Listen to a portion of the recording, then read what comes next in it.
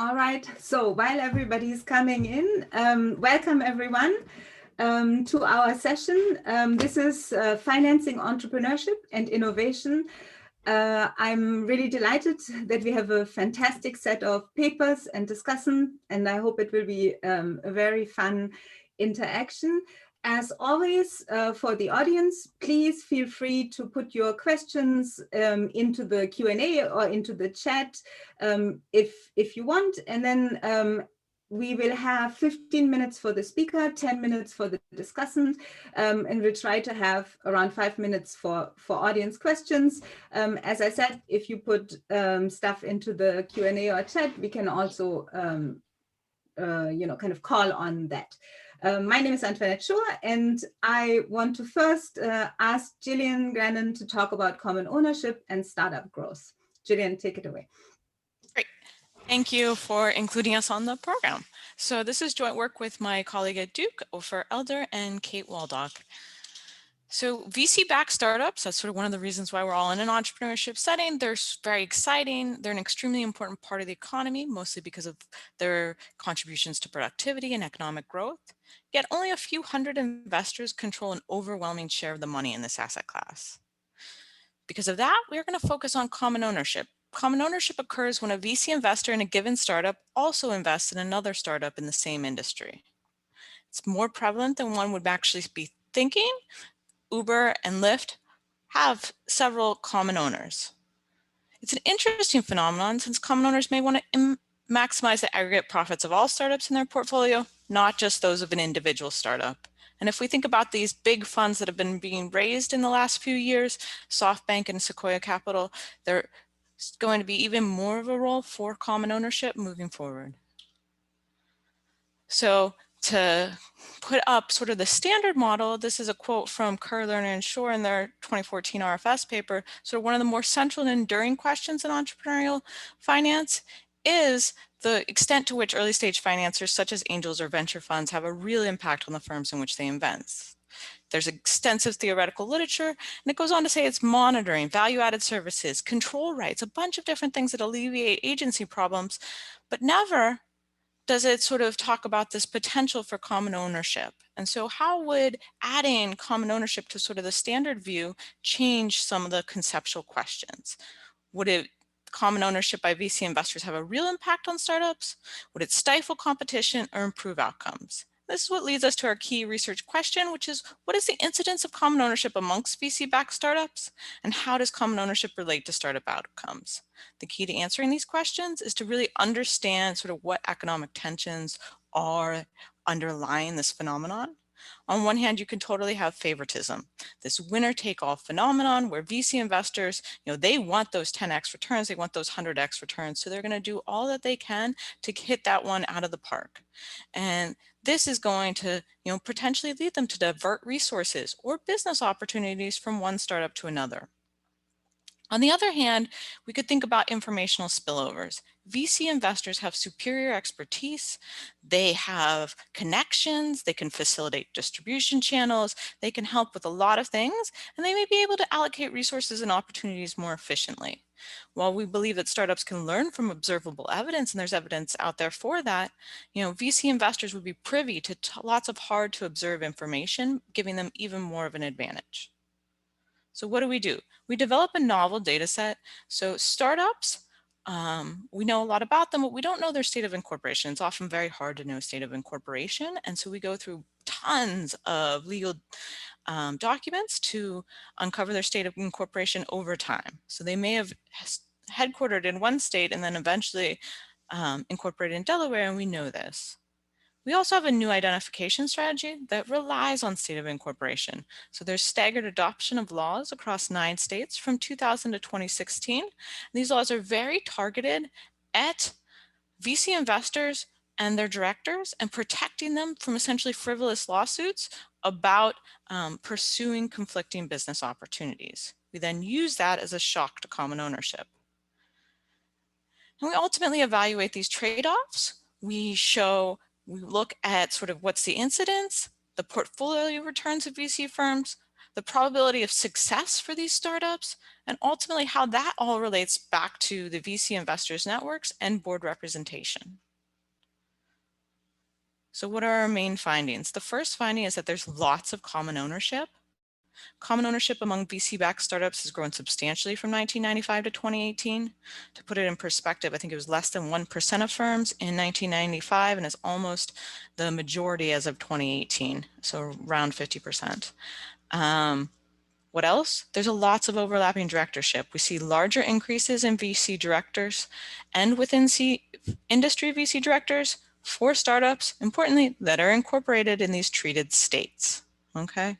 And this then allows us to say which is really dominating, favoritism or informational spillovers. And so we're looking across all industries and we're trying to understand this phenomenon, and we find on average across all industries, we see common ownership linked to more money, later rounds. This is a meaningful magnitude. There's a higher probability of IPO and at better valuations relative to public peers, a higher probability of trade sales and acquisitions, and we see that these successful exits or successful raising of rounds are associated with VC directors sitting on the board. So this information channel really comes from the enabling of VC directors to sit on boards and be in the same industry. So I'm going to go into a deep dive on the institutional details just to sort of get everybody clear on exactly what we did. So there's 9 states, you can see them here: Delaware, Texas, Washington, but importantly, there's big entrepreneurial states like Massachusetts and California that are not a part of this. We argue in the paper that it's a plausibly exogenous variation. Why? Because the legal changes were made to eliminate case law uncertainty. Further, we looked at lobbying records. There seems to be no apparent evidence of lobbying prior to them. And then, as we were sort of saying before, they're very targeted. So unlike other law changes, where a manager has discretion over multiple things, these law changes have a really narrow application that relates to sort of liability from usurping a competing business opportunity. So these are also standard practice. That's a more attractive alternative to strategic liability management is reliance on these corporate opportunity waivers.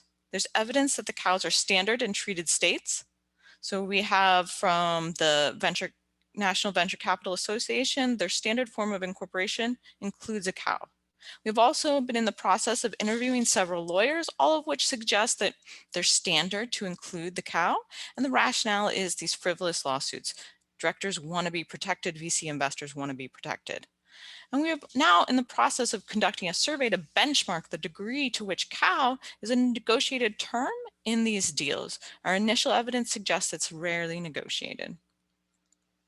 There's also evidence from a recent court case in 2018 that these waivers are important. They do lead to information leakages. So this firm sued their investors saying that they stole a business opportunity, and the Delaware court said, they dismissed the claim because of the corporate opportunity waiver, saying it was totally reasonable for them to do that.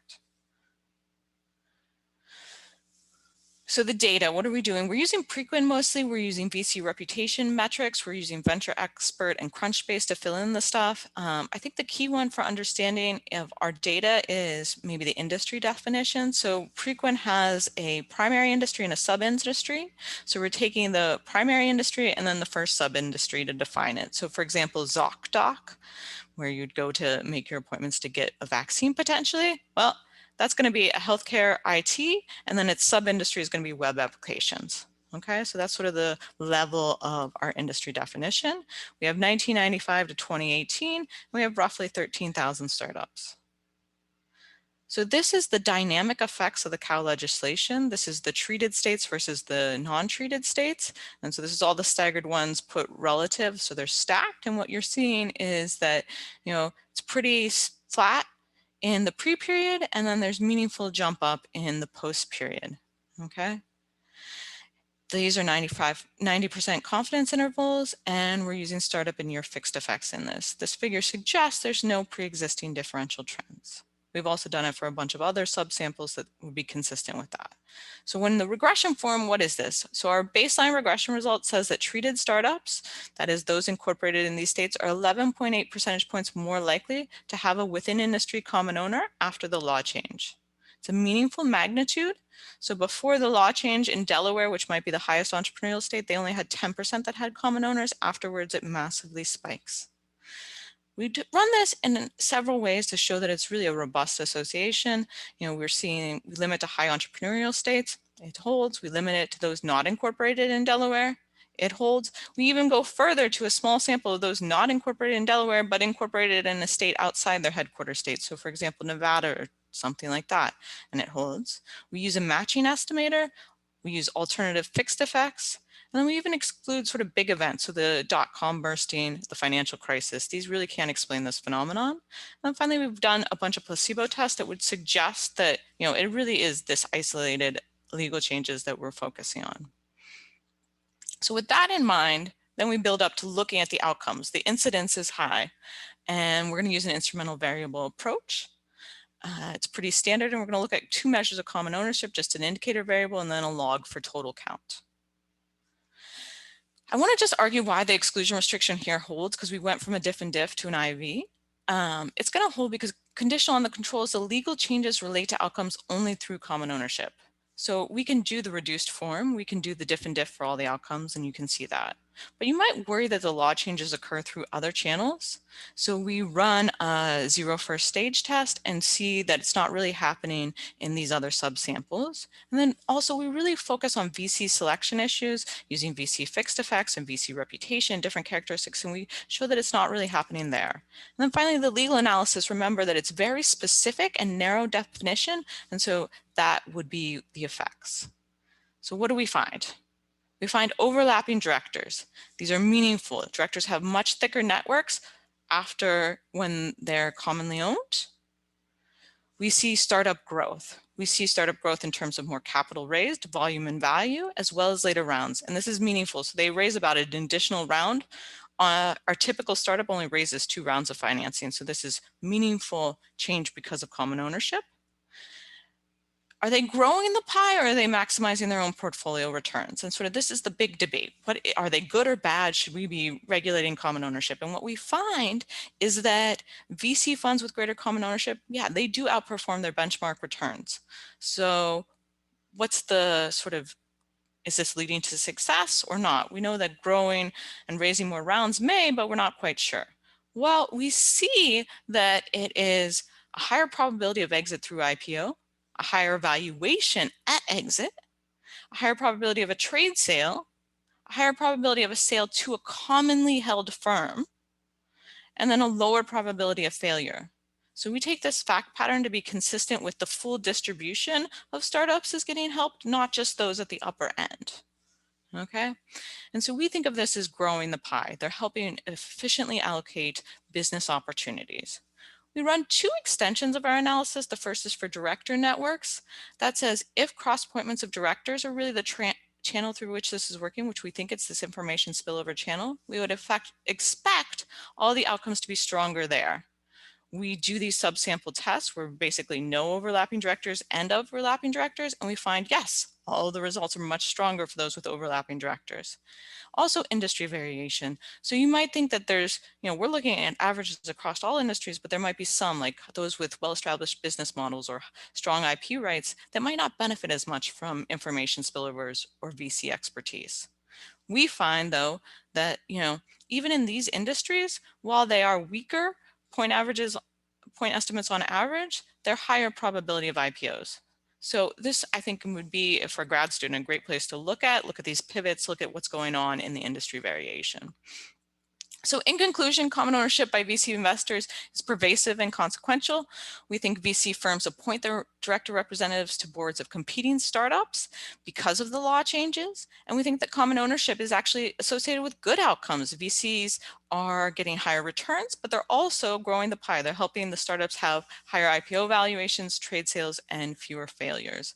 And overall, this success is associated with common ownership, suggesting that for those in the common ownership literature, information spillovers may be an important channel. Thank you. Great, thank you. Fantastic timing. The discussant is Rick Townsend.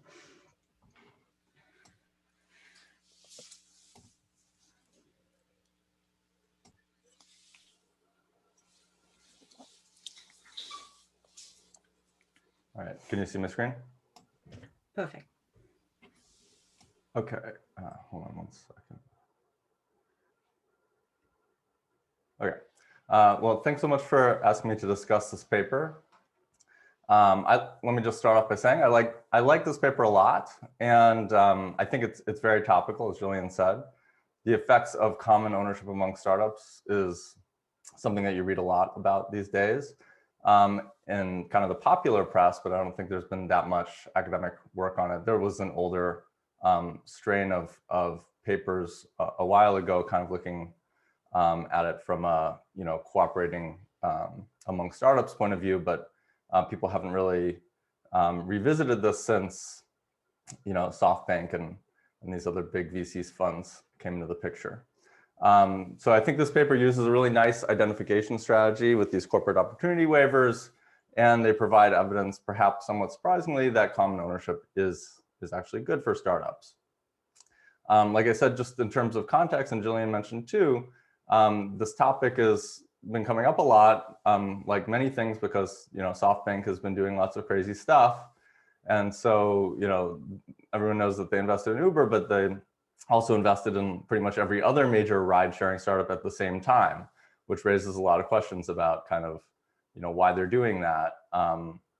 And people have suggested that, after, for example, SoftBank invested in Uber, they got 2 board seats, and then Uber stopped competing with some of these commonly owned companies like Grab in Southeast Asia. So, there's some suggestion that, SoftBank might be decreasing competition in some of these spaces that they're investing in. So in terms of how this kind of relates to the literature that's emerging about common ownership recently, I think of that literature as really focusing more on, among public firms, is common ownership bad for consumers or for social welfare overall, by basically creating monopolists or allowing collusion. And this paper, when I first saw the title, I thought it was going to be sort of looking at the same question in the startup context. But really, I think this paper is asking a pretty different question. And I think the way Julian framed it in the slides made it a little bit more clear maybe than it seemed to me in the paper, that it's really not about that. And what this paper is really about is the effect on firms. And they have kind of 2 hypotheses. One is that for startups, common ownership might be bad in the sense that, if you're a leader in a certain area, it may allow value to be transferred away from you and towards firms that are trying to catch up that are commonly owned. Or the other view that, maybe just all this facilitating information sharing and cooperation, allows there to be more innovation, and it's kind of good for everybody. So that's really what they're looking at in the paper. And I think in some ways, it might be good to kind of frame the paper a little bit less around that other literature in terms of just framing. All right, so what did they find? Common ownership leads the average startup to get more funding, be less likely to fail, more likely to succeed. I have to confess, I didn't read the entire 62-page appendix, which was pretty impressive. But needless to say, the results are pretty robust. And the authors interpret this overall to mean that kind of this bright side view is the one that seems to be more held up in the data, that startups are able to kind of help each other through information sharing through a common owner. In some ways, one thought is, it might be kind of surprising if common ownership hurt the average firm, because that means these VCs that commonly own these firms would be kind of shooting themselves in the foot by sharing this information. But still, I think these results are neat. One thing I wanted to point out is I'm not sure that improvements in the outcome for the average firm really rule out that there are sort of transfers. So there could still be this dark side thing going on, even with your results. So, if it's the case that, there's a leader and a follower, and the leader was in a strong position, and then the common owner kind of shared some information, helped the follower access some key technology, made them viable, whereas they wouldn't have been otherwise, it could be that, it kind of helps the follower more than it hurts the leader. And so the average firm is better off, but it's still the case that there's value being transferred from one firm to another instead of kind of the way the paper is written, that maybe that everybody is just benefiting. So it's kind of hard to differentiate those two just from the tables in the paper, I think.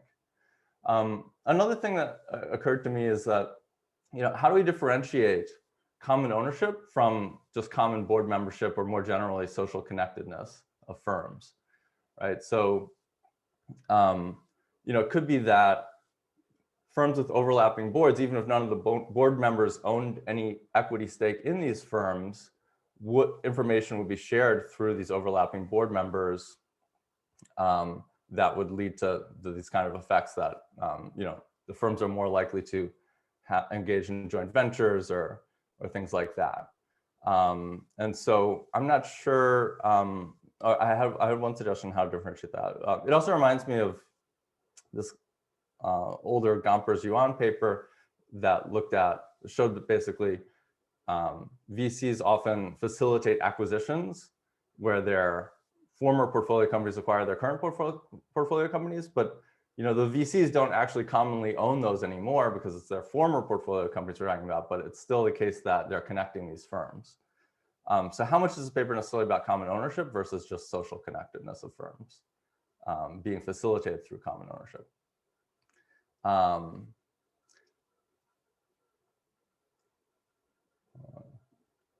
That was not the slide I was expecting.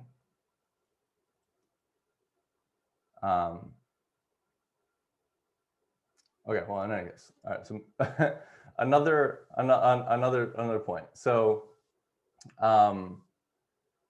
the kind of first tests, once they have this IV set up, that they do is to show that common ownership seems to increase the presence of VC directors.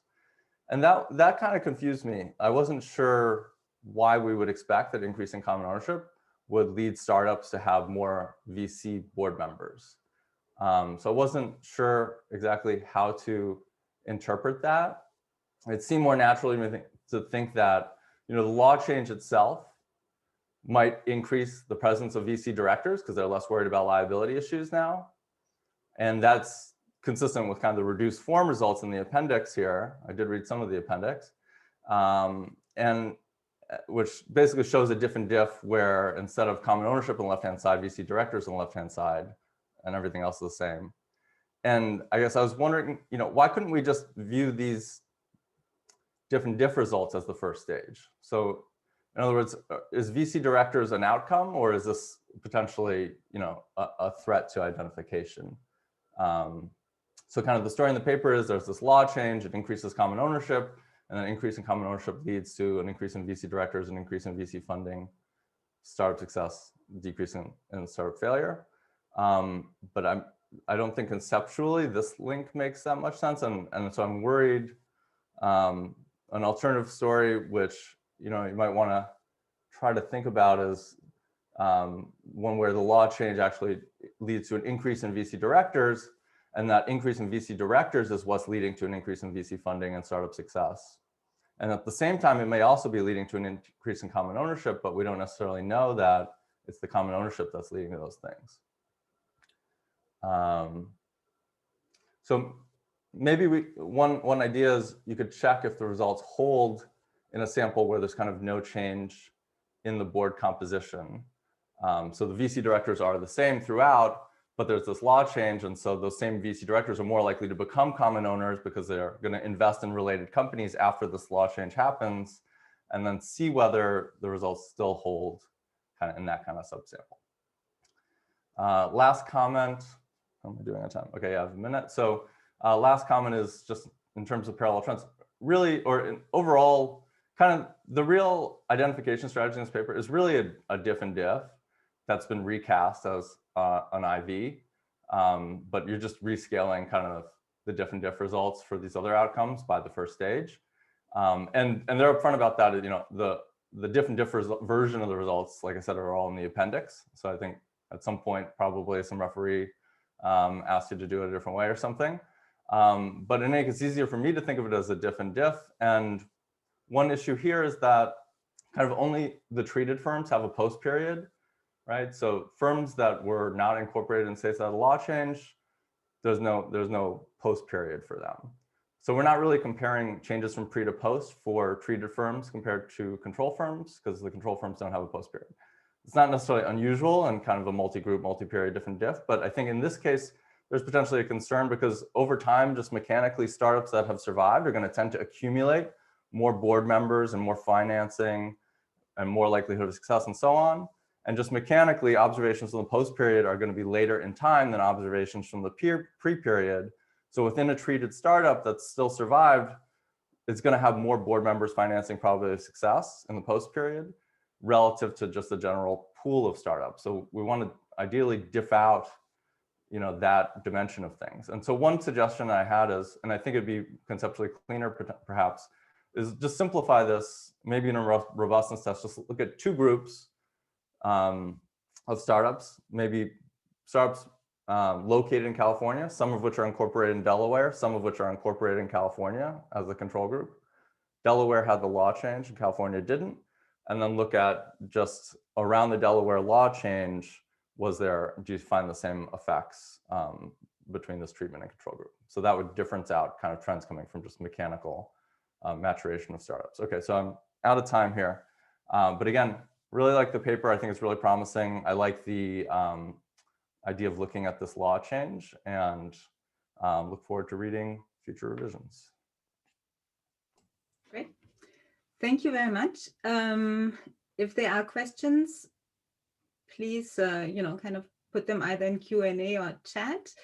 While we're waiting, if people have questions or, panelists have questions, let me ask you one thing, which is, when I was looking at the results, I was thinking, in some sense here, common ownership is almost a metric of success, right? Of a successful funding strategy that attracts more VCs, rather than the common ownership story of, monopolizing the industry, especially because, Rick brought up SoftBank, but very few VCs are really so big that they can hope to monopolize the whole industry after their firm goes public, right?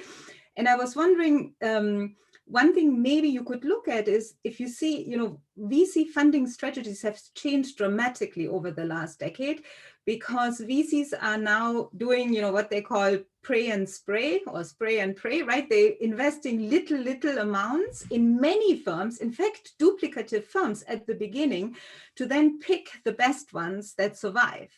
And so if you know that that's your strategy, it actually means that you will invite other VCs to invest in later rounds, right? So I was wondering if actually, and you could observe this, right? Because you could possibly observe the firms that had, say, a convertible note as at the first funding round and got more rounds afterwards. And I think, in my mind, that would be extremely interesting to see how the dynamic of funding in the industry changed. So that's just one comment. I don't see any other Q&As questions, so let me if we have time, I'll ask a quick question. So yeah, I like this paper a lot, and I've seen it before, and something that always that I've thought about is that whenever I hear the top most elite VCs talk, they always describe themselves as having a strict no conflict policy, which makes picking the horse that they want to back in a particular industry super important. So I just heard that over the weekend listening to the Wharton FinTech podcast by with the founder of QED, which is probably the top FinTech focused VC firm. And he mentioned it's so important to pick the horse you want to back in a given FinTech subsector because we absolutely do not invest in competitors. And I've heard Andreessen Horowitz partners say that as well.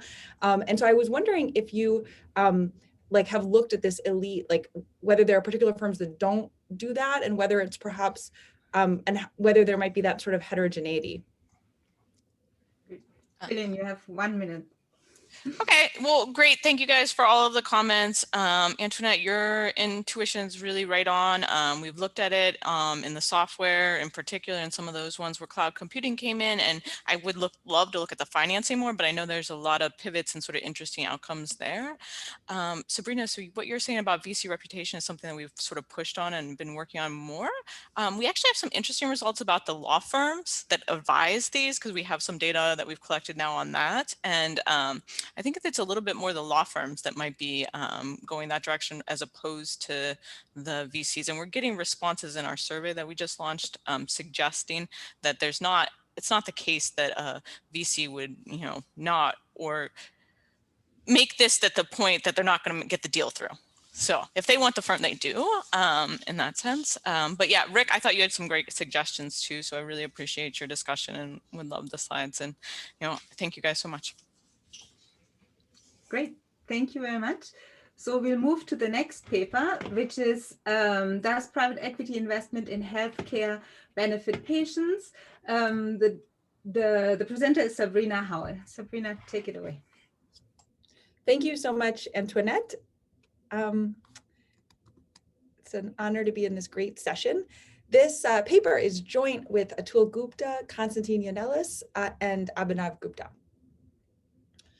So the paper is about private equity investment in healthcare, which, as you can see in the top left graph here, overall, this deal activity has increased pretty dramatically over the past 2 decades. We're going to focus on the nursing home, part of the elder care sector in particular. And there we've also seen increasing deal activity, particularly ramping up in this gray period of recent years, which is actually after our sample ends in 2015. And we'll stop there to have enough years to observe outcomes. So moving to these bottom graphs, we also see sort of increasing private equity ownership shares within the nursing homes that accept Medicare reimbursement, which will be our focus. And by the end of our sample, about 9% of all facilities and patients' flows are under private equity ownership. And we would expect this trend to actually be rising, if we were to incorporate this recent deal activity. So that just gives you a sense that the footprint of private equity in healthcare and in nursing homes specifically is pretty significant. Furthermore, nursing homes are top of mind right now because they are believed to have sort of failed pretty significantly in combating the COVID-19 pandemic. And many top news outlets, including here, this is an article from the New York Times just on Saturday, January 1st, which really began by pointing out that long-term care continues to be understaffed, poorly regulated, and vulnerable to predation by for-profit conglomerates and private equity firms. This project was really motivated by seeing statements like this in the investigative journalism world and realizing that there was really no good data, to back it up one way or disprove it one way or the other. And so we wanted to really sort of bring this question to the data. And conceptually, from kind of an economic perspective, the reason that you might think private equity owners would have different, different incentives than, or different approaches to operations than other types of for-profit ownership is that they have particularly high-powered incentives to quickly maximize firm value. That's for a number of reasons, but an important one is that the general partners who run private equity firms are compensated via a call option like share of the profits. And there's evidence from other industries that suggests private equity seems to improve product quality and efficiency.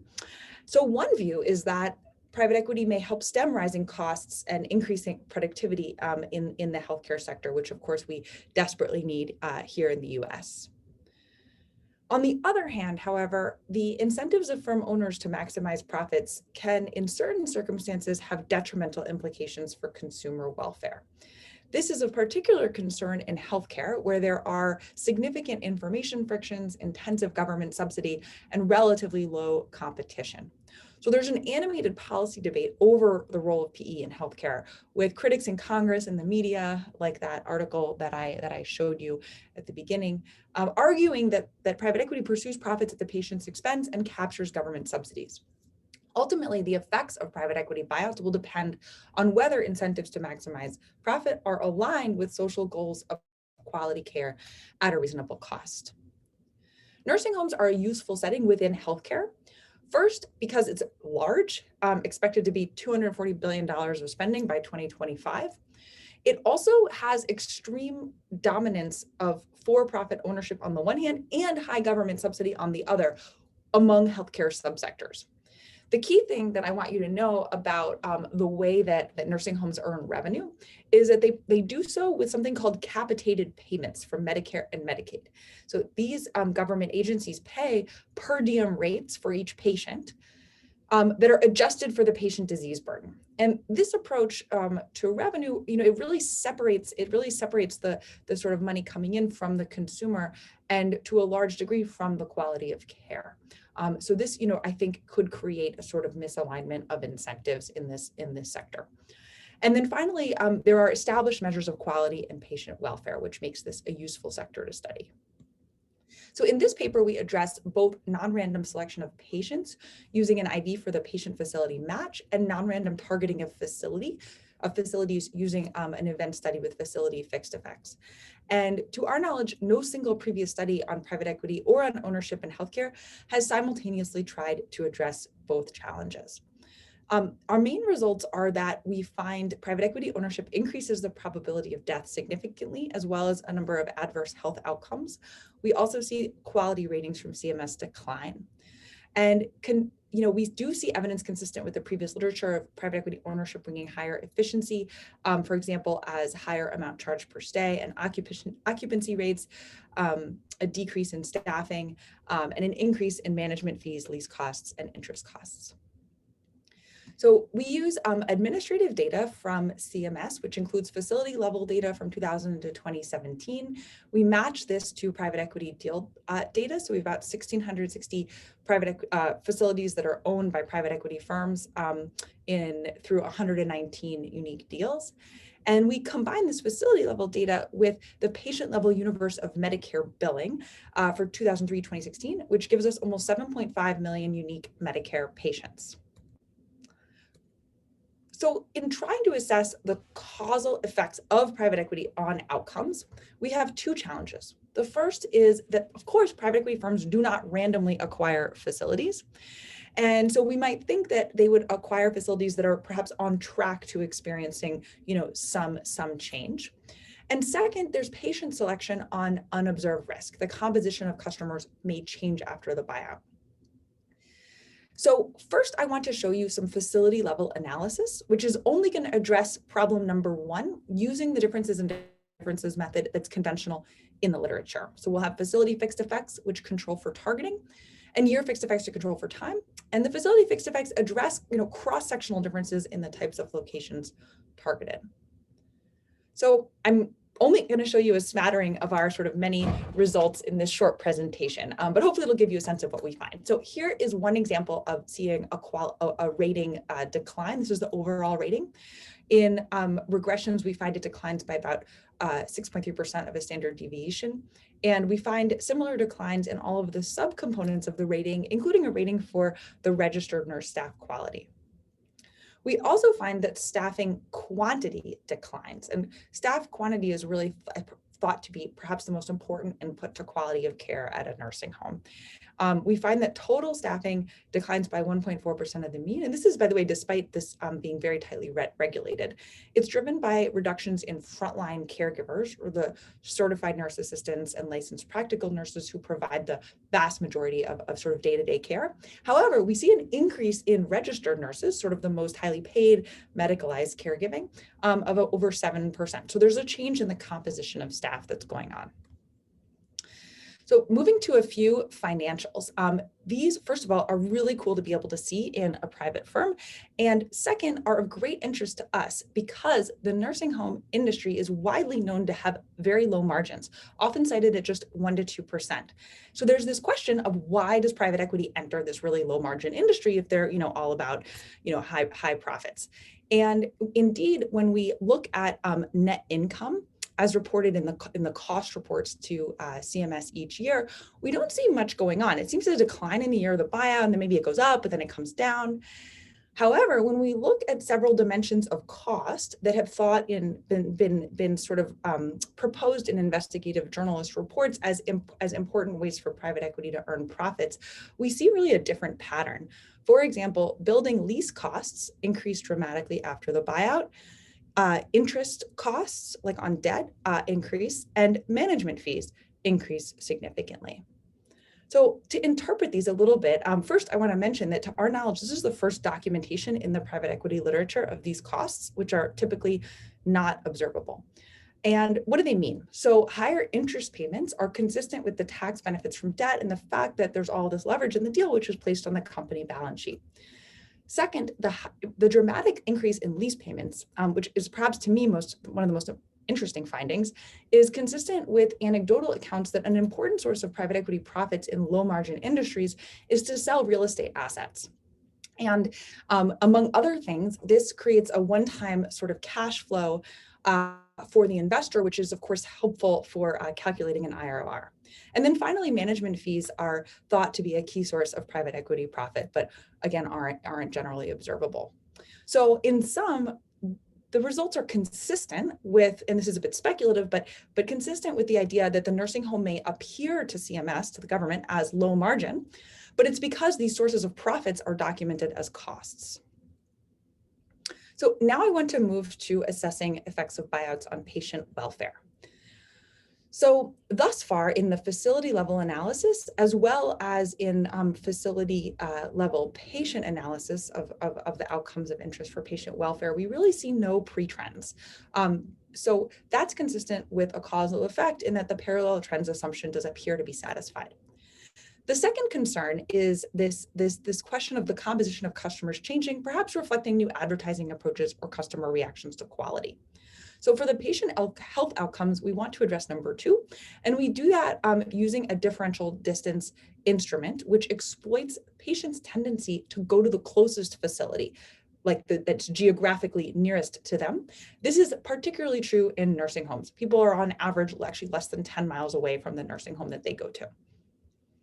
So the instrument is the difference between two distances, from the patient's home to the closest private equity owned facility and from the patient's home to the closest non-private equity owned facility. So in the first stage, we project going to a private equity facility on facility and market by year fixed effects, as well as this instrument and the instrument squared. The first stage is very strong, F statistics over 200. And then in the second stage, we use that predicted private equity to, as the coefficient of interest on to predict an outcome. The tests are consistent with key assumptions of random assignment on patient risk and monotonicity. And just to emphasize, this IV is addressing the question of patient facility match. It's not instrumenting for the private equity buyout. For that, we're still leaning on these facility and year fixed effects. So our headline result, in the paper, is that going to a private equity owned facility increases the probability of death by 1.78 percentage points, which is 10% of the mean. That's a very large effect in the healthcare literature. We calculate the implied cost and statistical value of life years within our sample of these Medicare patients over 10 years, and using the most conservative assumptions we can, and it comes to about $26.6 billion. We also find that in the instrumented approach that the amount billed per patient stay increases by 20%. Furthermore, we find some increases in measures of adverse health outcomes, for example, the chances of starting antipsychotics. So the final analysis I'd like to show you is some results from what's called a marginal treatment effect, or MTE framework. The reason for trying to use this approach to understand these IV effects is that there's heterogeneity in the treatment effects, and it's true on both observed and unobserved patient characteristics. As some examples of what we can see in the data observed, we find that the mortality effect is larger for older patients, and those older patients are also more likely to comply with the instrument.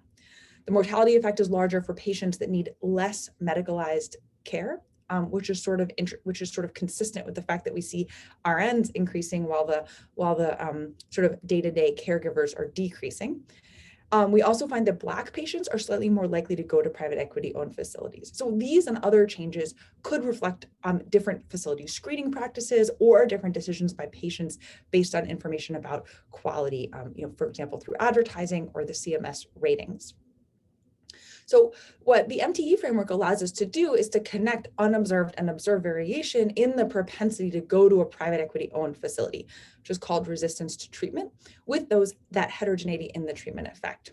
And just to give you a little bit of a sense of what the analysis looks like, there's sort of a lot more we're able to do with it in the paper, but we find a downward sloping MTE curve in resistance to treatment. So what this means is that patients with low unobserved resistance to treatment, who are sort of willing to go to private equity, are actually worse off. They have a higher mortality effect, while those with high unobserved resistance to treatment are better off if they do go to, private equity owned facilities. Like for the people with the most resistance to treatment, there's really no causal effect of, going to a private equity owned home on mortality. The weighted MTE to get a sort of population average and then the average treatment effect using this method are similar to our OLS, our two-stage least squares method, which is actually is thought in the literature to be useful as a sort of a specification test confirming the validity. The MTE analysis from an economic perspective suggests reverse selection on treatment relative to a goal of minimizing mortality. That is, the wrong people are being matched with private equity owned facilities.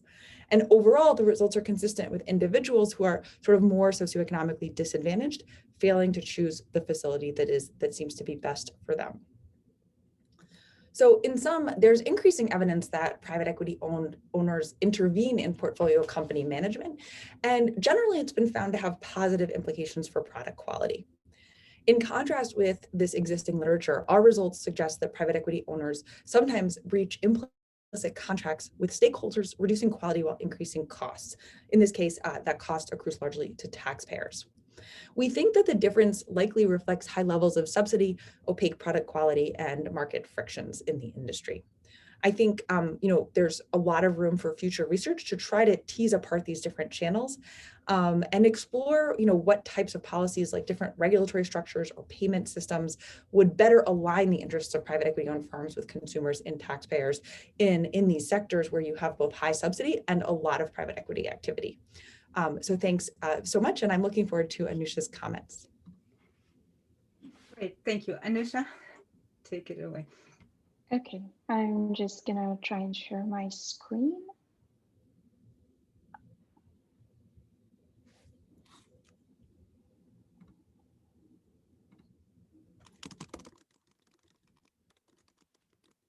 Can you all see it in full screen mode? Perfect. Okay, thank you. Thanks so much for inviting me to discuss this extremely interesting paper that is about private equity investment in healthcare. And Sabrina did a fantastic job of presenting.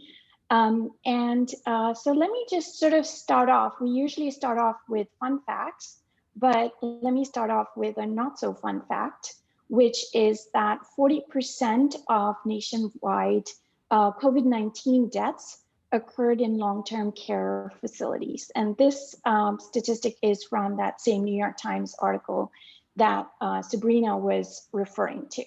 So what the paper is really looking at is whether health outcomes in private equity-owned nursing homes are different from those in non-private equity owned nursing homes. And the reason the rationale to focus on private equity is that these are financial buyers and may have a very different value maximizing approach to their investments. And so the question really is that, are these highly powered for-profit incentives misaligned with the social goals of quality care for the patients and the residents of these facilities? They have a very cool data set from the Centers for Medicare and Medicaid Services, so they can use this administrative patient level data and they combine it with a within facility difference in difference approach and a very cool instrumental variables approach to control for non-random patient selection into nursing homes, as well as non-random selection for the actual facilities that they study. So let me just summarize very quickly what Sabrina said. The main findings are that private equity investments increase short-term mortality by about 10%, and the number really is staggering. It's about 21,000 lives lost. And this also increases spending by about 19%, a majority of which is billed to taxpayers, since this is Medicare, Medicaid. The nice thing about this approach is that the authors are able to identify channels or make causal statements about increased mortality, which via declines in, say, patient level healthcare measures. So they document lowered mobility, the increased use of antipsychotic medications. They're able to look at the staffing side, which is what is the nurse availability for patient, what is the quality of care. And furthermore, they are able to look at regulatory lapses, such as compliance with federal and state standards of care, are these 5-star facilities or not, and so on. So there is a lot to like about this paper. It is very well written. The findings are clearly explained and compelling. And there are a lot of things about the paper, a lot of features, which are also novel. So there's a novel data set. Matching private equity deals with this patient and facility level data, and they're able to see the facility level data before and after the buyout event. It's a novel strategy. So this is really new to try and combine an IV to control for the endogenous change in patient composition, facility fixed effects to control for these time and invariant observed facility specific characteristics. The findings are also novel in that they are able to identify specific channels. It's also a very thorough paper. They rule out a number of alternative explanations through carefully designed tests, which rule out alternative channels such as PE ownership, which might lead to rising economies of scale or consolidation, and they have a number of additional results.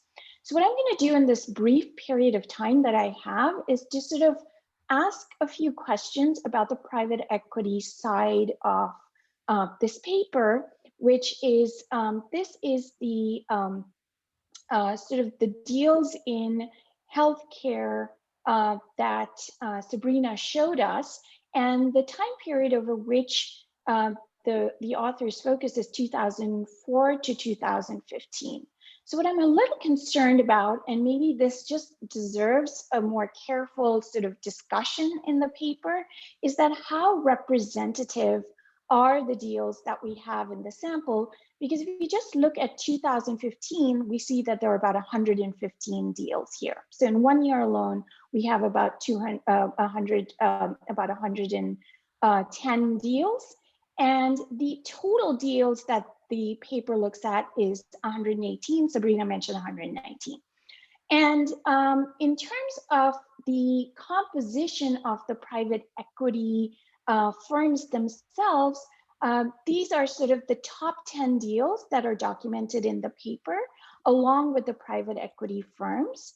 And so let me just sort of talk a little bit about this deal representativeness, which is that I just sort of did a rough eyeballing of the number of deals that you have, and it seems like it's around 900 to 950. And so we get about 118 deals that are matched to the CMS data. Some of these are from PitchBook, but some of them are also from the internet. So it would be helpful to know some of these details, which is things like what is the fraction of the healthcare LBO market that is captured, and also the deals by number, as well as assets under management as a fraction of the healthcare market. So I just don't know if these 118 deals, how representative they are of the entire healthcare market. The other sort of issue here is that the top 10 deals account for 80% of the sample, but I was sort of surprised that the largest sort of top performing PE firms were absent. So if you look at this whole list, Blackstone, et cetera, Warburg Pincus. The only one that you have out of the top PE firms is Carlyle. And KKR is mentioned as acquiring the largest hospital chain, but it's not actually in the data set. So, given also what you had said about the low margins, is it the case that these large firms or the top performing firms in the leverage buyout PE sort of industry are truly not the biggest, most active investors in the healthcare market? And the question is, does this introduce selection bias from the PE firm side? What I think is section 3.3 would really benefit from a more detailed discussion of identifying representativeness. A related point is sort of like, are these leverage buyouts, or are they other types of PE deals, such as growth equity investments? And so if the majority owned GE investments are not going to have this same disciplining effect of debt that incentivize the performance. So let me talk a little bit about controlling for pre-trends. And I know you have this within facility difference in difference approach, but the baseline specifications don't control for these pre-treatment trends at the facility level.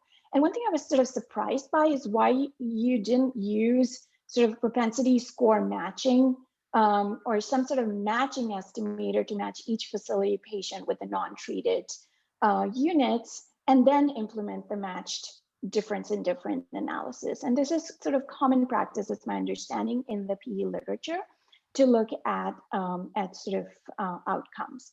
And Sabrina herself has an RFS paper in 2020, which is looking at the private equity investments in higher education, which uses nearest neighbor matching with difference in difference. So the earlier version of this paper did have this course in exact matching, but I'm sort of curious as to why that was dropped in the second version that you sent me. The other question that I have, again, from the PE firm side, is that PE firms may pursue very different value maximizing strategy. And on balance, it would be interesting to know where patient welfare figures. So are the value creation strategies homogeneous across firms in the PE sector, sorted by performance?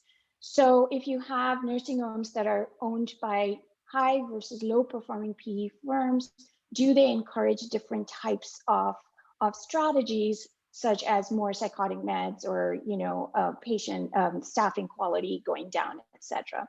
And if you were able to sort of establish that, it would be more indicative of results that could be generalized to the entire PE-owned healthcare center. So the question really arises, does PitchBook have this fund level information? And can you look at the fund level performance using IRR, net asset values, total value to paid in capital, et cetera, and aggregate it up to the firm level using a weighted average where the weights could be the fund size, to look at the performance at the firm level to do this analysis of how does this matching between the quality of the PE firm or the top performers and the actual outcomes that we see. So again, this is related to the private equity firm composition in the sample. So briefly, some additional suggestions are the timing of exits. We know that PE ownership tends to be relatively quick. So, I'm curious as to why you focus on greater than 10 years of private equity ownership. And is it possible to look at the more typical 3 years or 5 years as the periods to look at the outcome analysis? So, you drop outcomes greater than 10 years of PE ownership, and this is sort of a measure of a plausible exit. The other thing is to sort of look at patient age restrictions, and I have another comment about coarse-cent exact matching, which I'll just send this over to you. But in conclusion, I think it's a very cool paper. I really enjoyed reading it. It's very rich, detailed analysis, and helps us understand the channels through which PE ownership leads to, how it impacts healthcare outcomes. And I hope that these suggestions are helpful in further strengthening the analysis. Thank you. Thank you, Anusha. Sabrina, you have 1 minute to respond because we're basically out of time. Thank you. Those are terrific comments that we need, that we will definitely think about. The one minor point is we dropped the Corson's exact matching just because we have so much in the paper. We feel like it's getting overwhelming and out of hand, and we didn't think it added that much. So I think we just made a footnote that the results are robust to that approach. We do find very similar results, limiting to for-profits.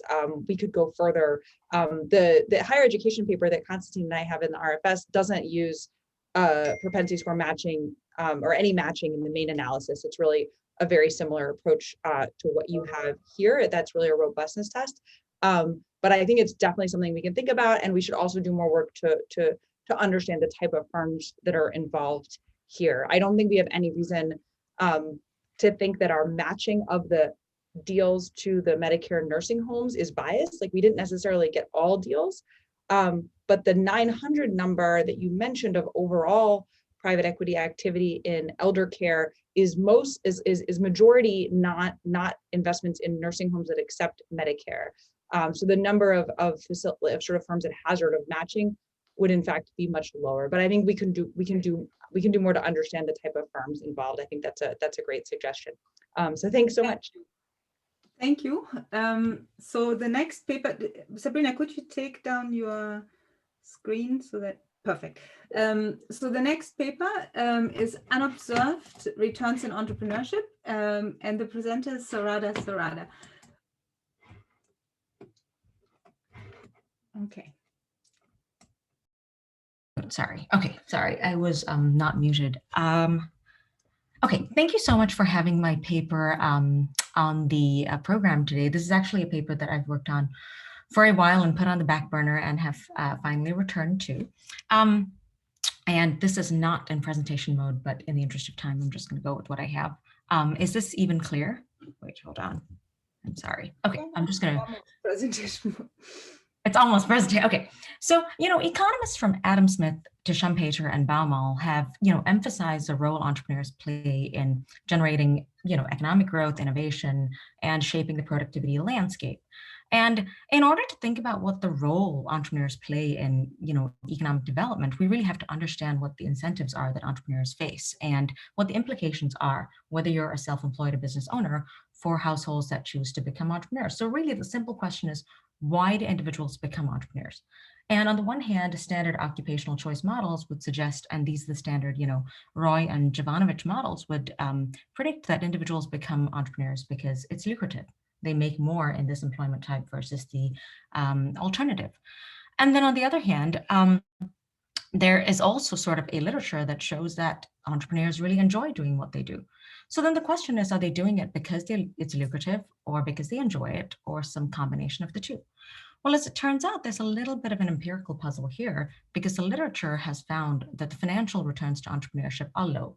In fact, in Bart Hamilton in 2000 finds that the average entrepreneur out for 10 years reports earning about 33% less, 30% less than their comparable wage counterpart. And Moskowitz and Wiesing-Jorgensen and Hull and Woodward more recently find that they do so while incurring more risk.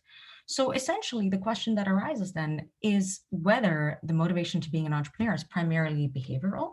Do non-pecuniary preferences play a big role? And is it high tolerance to risk?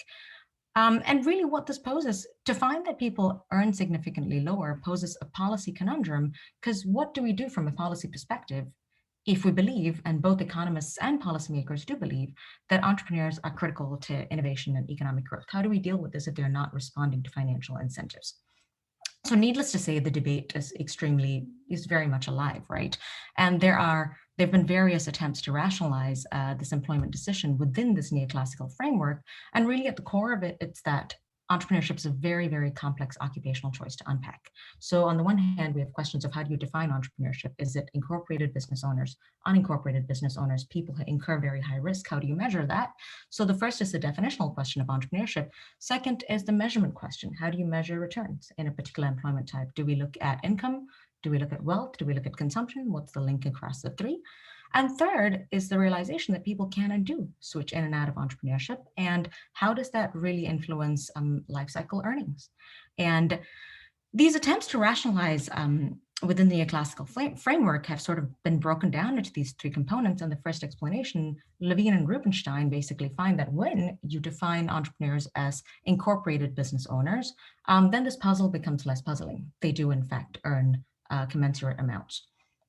And then the second explanation is a classic income underreporting measurement explanation. And if you look at the tax literature, Slamrod and Andreoni, they show that there's significant underreporting in business ownership. And then more recently, actually historically worked by Pissarides and Weber, and then most recently by Hurst and co-authors, show that in a angle curve mapping of income to consumption, the mapping is really quite unclean when it comes to entrepreneurs versus wage workers. And that's sort of a measurement argument. And then the third argument is the option value of experimenting. So Gustavo Manzo in 2016 and more recently Dillon and Staton basically showed that there is an option value to entering, to experimenting with entrepreneurship, and that option value can come within the stint of entrepreneurship or subsequently in subsequent wage work. So these are the sort of three broad explanations. But we still don't have a clear holistic picture of what happens in the aggregate to the financial welfare of households in entrepreneurship, be it in self-employment or in incorporated business ownership. So the question that arises is, well, how can we measure financial welfare of entrepreneurial households?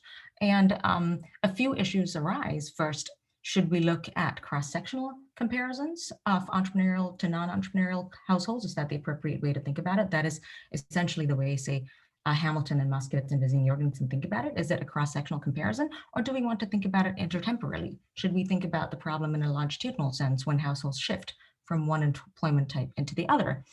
And then the third question is, should we focus on income or wealth or expenditures? And how do these three measures map into one another? Ultimately, of course, consumption is going to be a function of current income and current savings. And how do we think about the mapping? Which one do we observe, especially if we observe divergent patterns across the three? So in this paper, what I'm going to do is I focus on household financial welfare, specifically intertemporally, meaning when people switch from wage into self-employment. And I measure returns using three things: income, consumption, and wealth. So I look at income at the individual level and household expenditures and household wealth. Now, the main hypotheses that drives my empirical analysis is that reported labor earnings are less meaningful in entrepreneurship than in wage work. So that's a claim that I make. The question is why, and this is sort of driven from more of a logic perspective. Why are reported earnings less meaningful in entrepreneurship? Well, the first and most obvious explanation is taxes, right? The combination of different tax incentives. For one, tax evasion, income underreporting or overstating of expenses.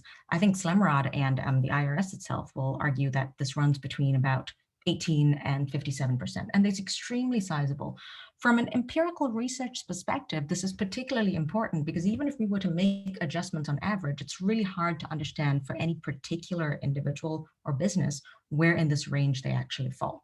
So tax evasion is extremely high. The second is not an evasion story. It's really an incentive story, right? Capital gains taxes are significantly lower than income taxes.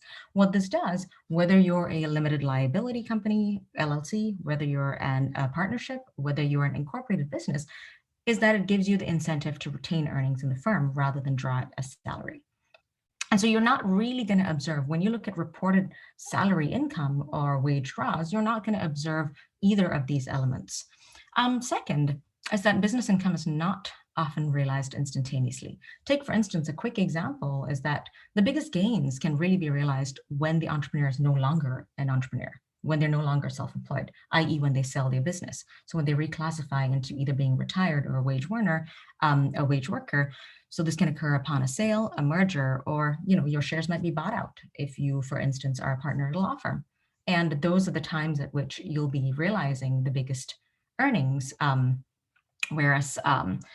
and this does not turn up that easily in reported data. And third is the human capital from entrepreneurship that might be valued in future wage work. And a clear illustration of this that I heard recently was a group of entrepreneurs who had actually, two guys who'd raised, upwards of $20 million for their startup. 5 years in, it failed.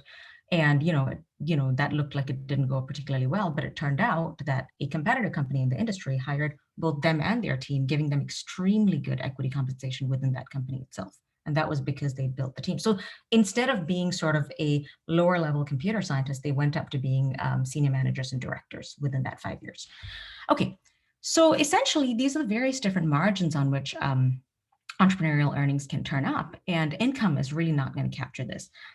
The permanent income hypothesis, however, suggests that so long as these earnings are anticipated and credit markets work well, expenditure, household expenditure in particular, consumption rather, that's measured as household expenditure, can serve as an alternate measure.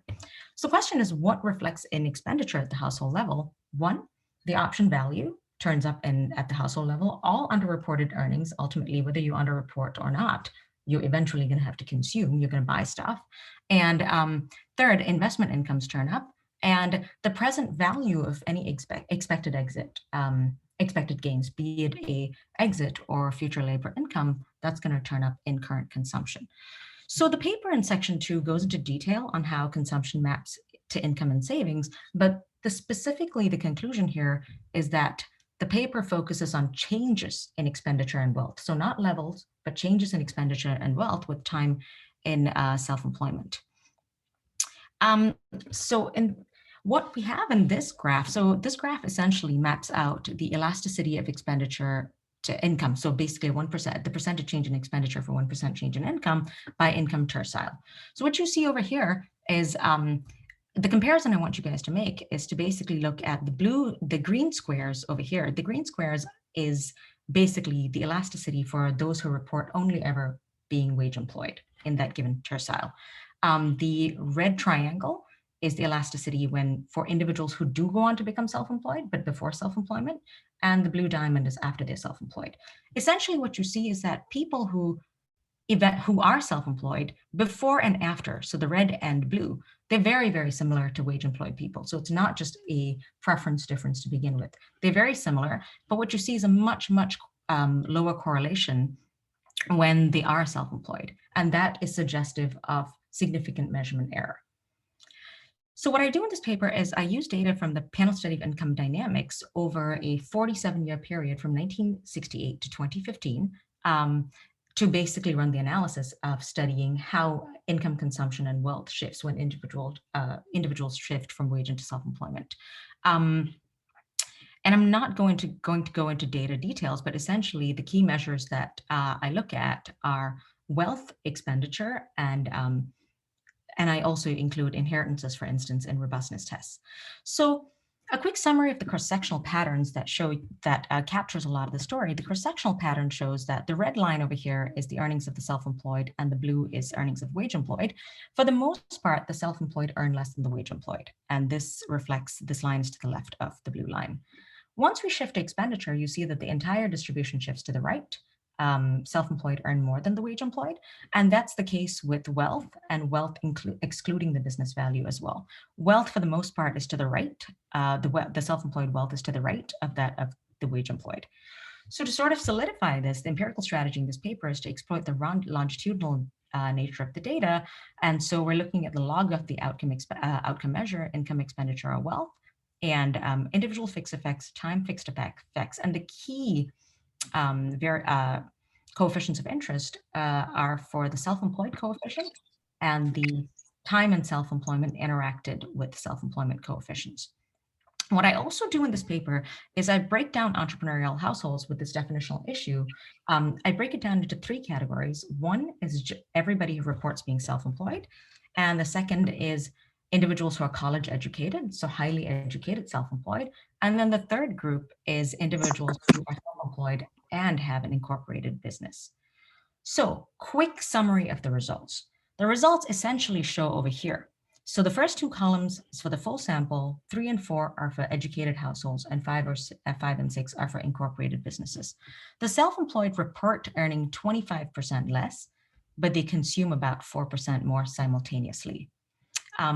Majority of this consumption, upon entry into self-employment, there's no statistical difference in consumption, but with each additional year, we see a 1.2% increase. So what that means is that for an individual who's self-employed for 10 years, they're consuming about 12% more, while still reporting about 20% less in income. When this result pretty much holds in the educated sample, and in the incorporated sample, the pattern is the same. People report earning less and report spending more. There are nuances to how to interpret the results, but in the interest of time, I'm going to skip that and just point out that the wealth and the wealth without business results hold the same pattern. So what that means is essentially this expenditure increase is not being compensated for by a reduction in savings. So how to interpret the findings? Essentially, the findings show that entrepreneurship corresponds to lower income, but simultaneously higher financial welfare, so higher consumption and higher wealth. This divergence holds across different subsamples of entrepreneurs, whether they're educated or whether they're incorporated. And the key takeaway in this paper is that survival or persistence in entrepreneurship corresponds to substantial financial welfare gains at the household level. And quickly, I'll just take 30 seconds to talk about some of these empirical implications. So implications are what then is the entrepreneurial earnings puzzle? It essentially seems to be flipped slightly from these results, how you interpret it. Why there is such a sizable divergence between earnings and expenditure is a key question.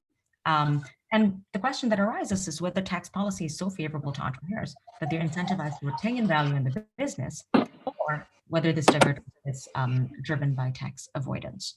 And so I'm going to stop here. Another big implication I think we should think about is implications for the measurement of inequality.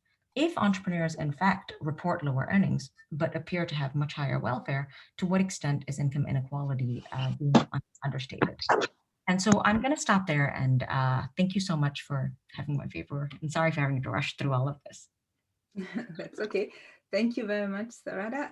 The discussant is Manuel Adelino. Right. Well, thanks very much for inviting me to discuss a very interesting paper that I had seen in an earlier incarnation a long time ago, and it was good to see it again and to read it again. So let me jump right into my discussion if I can move the slides. There we go. So the background to the paper is that it is sort of this well-known result that entrepreneurs seem to earn less than wage workers and to bear higher risk. That suggests that they are making a financially suboptimal decision by becoming entrepreneurs. There seem to be some results in the literature that sort of reduce this puzzle by, for example, focusing on high quality entrepreneurship. I think there might be somebody who's unmuted, and I'm hearing a lot of background noise. If people mute, that would be helpful. So focusing on high quality entrepreneurship and accounting for lifetime earnings seems to reduce this puzzle. And then what a lot of the existing work has done is emphasize differences in skill, maybe unobserved skill, preferences for being self-employed, for being one's own master, or differences in beliefs. And optimism, for example, would be one way to, or over-optimism in particular might be one way to rationalize some of these, some of the patterns in the data. What this paper is saying, well, is look, we've been measuring things wrong.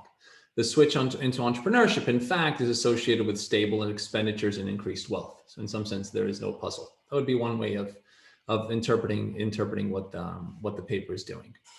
Now, so the overview of the results is, despite earning 26% less, the expenditures of entrepreneurial households are in fact flat initially and increase over time.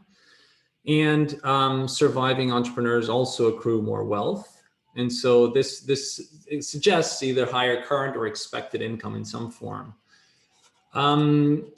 This is a really ambitious paper because it's taking a very different, perspective from what the literature has done so far. It goes to a question at the core of the literature.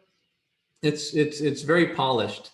And so it's providing sort of a new approach to measuring returns in entrepreneurship. I have a couple of main suggestions. One is looking at alternative expenditure measures. And I know there's a sense in which this is a cheap shot, but I do think that for people to take this result and run with it, it is important to look at alternative expenditure measures. I'll go into that in a second. And then I will argue that because entry into self-employment is very far from random, and in fact, I would imagine that households plan it very, very carefully. The patterns that we see in savings and expenditure sort of suggest that people may be saving up in order to survive this really dramatic drop in income. And so I'd like to see a lot more on the dynamics of pre-self-employment, during, and after, rather than having things run the way they are right now. So the measurement of expenditures in the paper is doing a linear combination of food at home, food outside of the home, rental, and home value. And this is in order to have the longest possible time series on expenditures. And these are the categories for which Sarada is able to obtain the longest time series.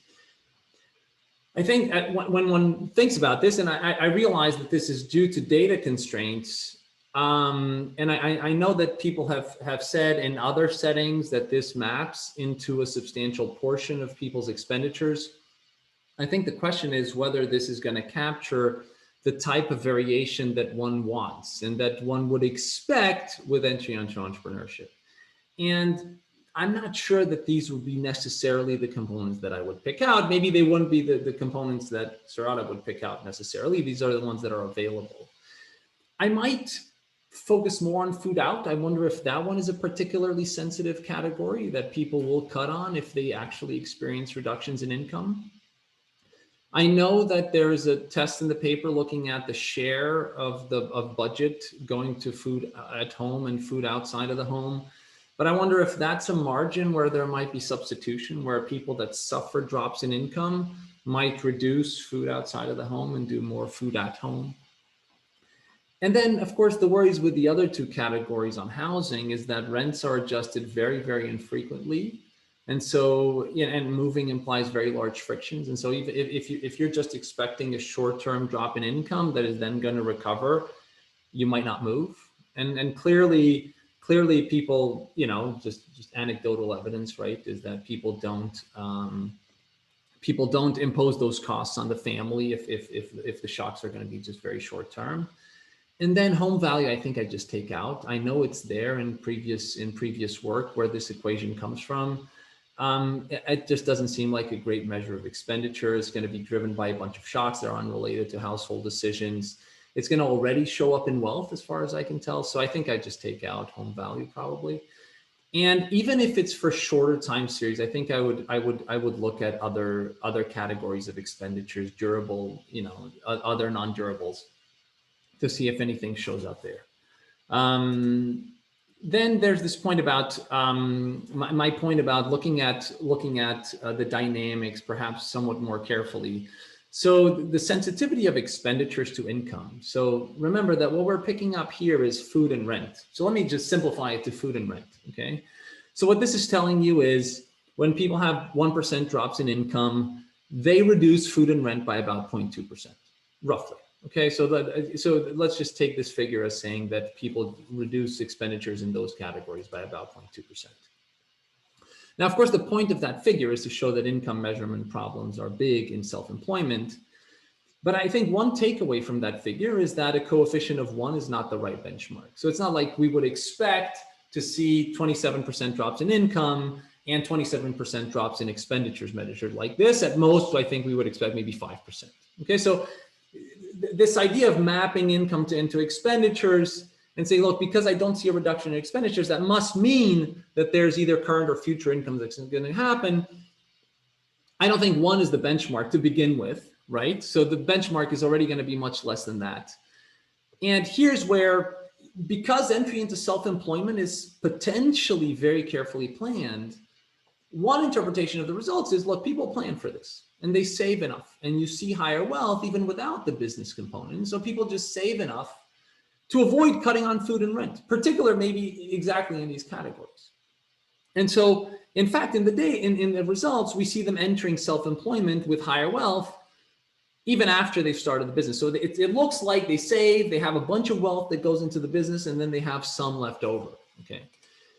And so one thing that I would love to see here, and I know sort of hints at it in the paper in a bunch of places, what is the typical age pattern that I should be thinking about? I know their average is about 42 years old, but is it that what we're picking up, because we're throwing in an individual fixed effect, sort of we're comparing this period of self-employment to parts of people's lives where they have very low savings, right? So now it's looking like they have higher wealth. Well, that's because we're picking up this part of their life where they've accumulated wealth.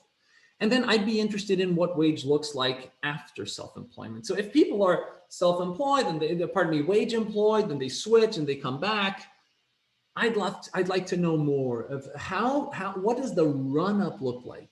And then if they leave, what happens? What do things look like afterwards? So it looks like there's significant wealth that is used to start the business, which is what one would expect. People would save up so that they can start this business. But there's some that is left over, right? So this wealth minus business is still substantial.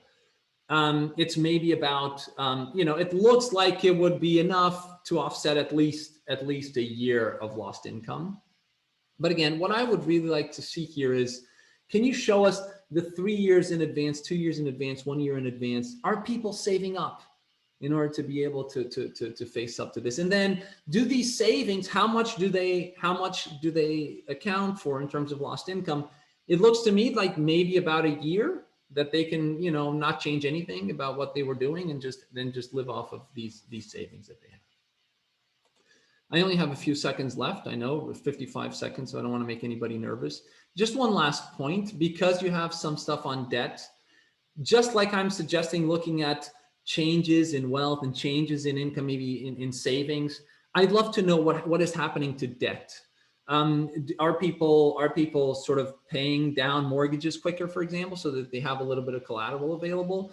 Are they paying down credit cards?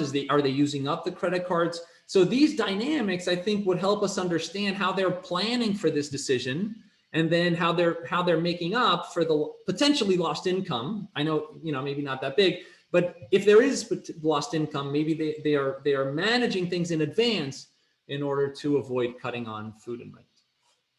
That's all I had. Thanks very much. Great. Thank you very much. Let me see if anyone has questions, comments.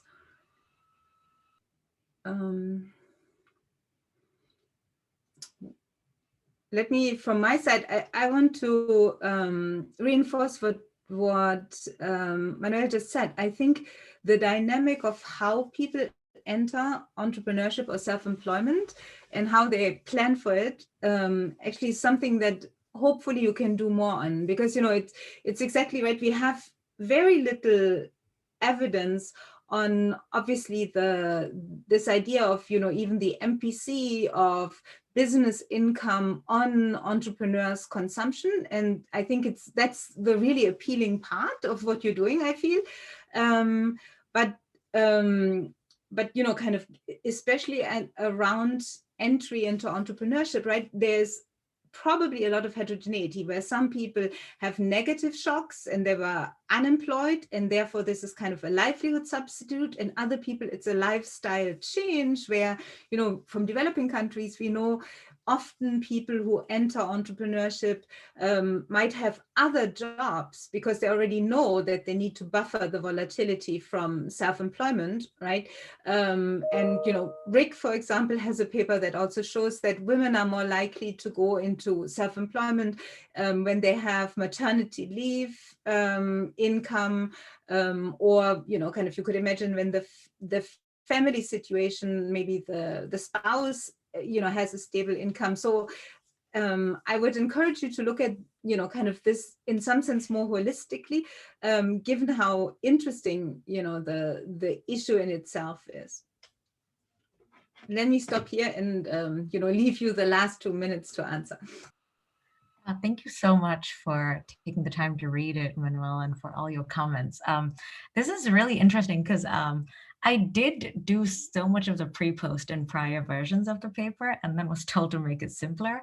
And so I thought about, okay, how do I make the narrative simpler? And I think the problem is it's quite a difficult paper to write, but this point is extremely well taken, which is sort of why I think it is important for me to really like maybe emphasize, and one thing that this analysis can do absent the pre-post, and I can add the pre-post, the narrative will definitely become different.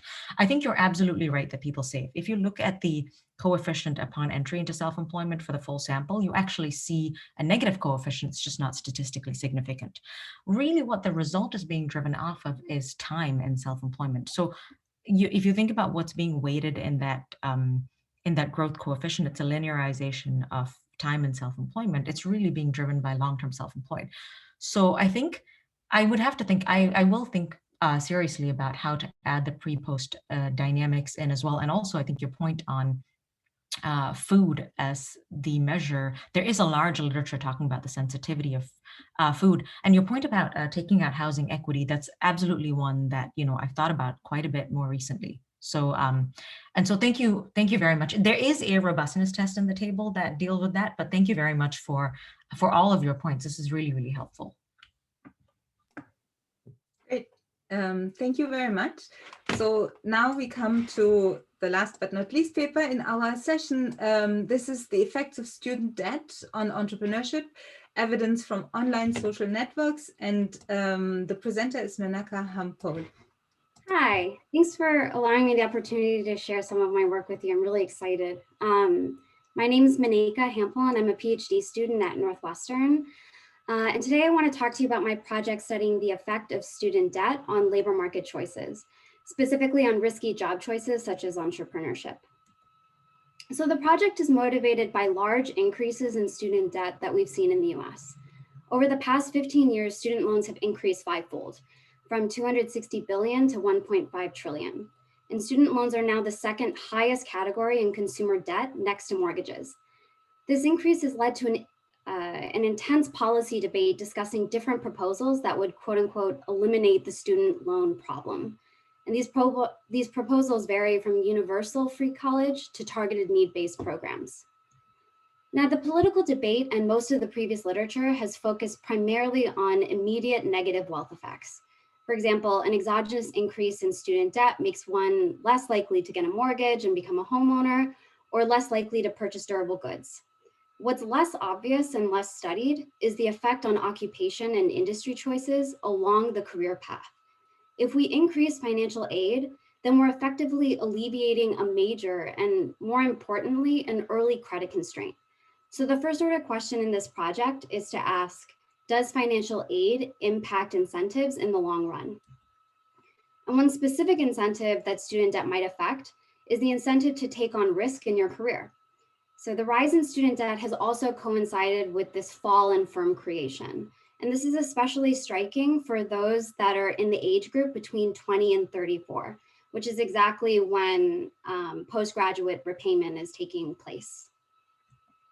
So far, the empirical evidence on the effect of student debt on job outcomes has been mixed and inconsistent. So for example, while some studies have found that student loans are associated with higher wages, others have found it to be associated with lower wages or no effect at all. This wide range in coefficient estimates is often attributed to the inherent empirical challenges that are associated with causal inference.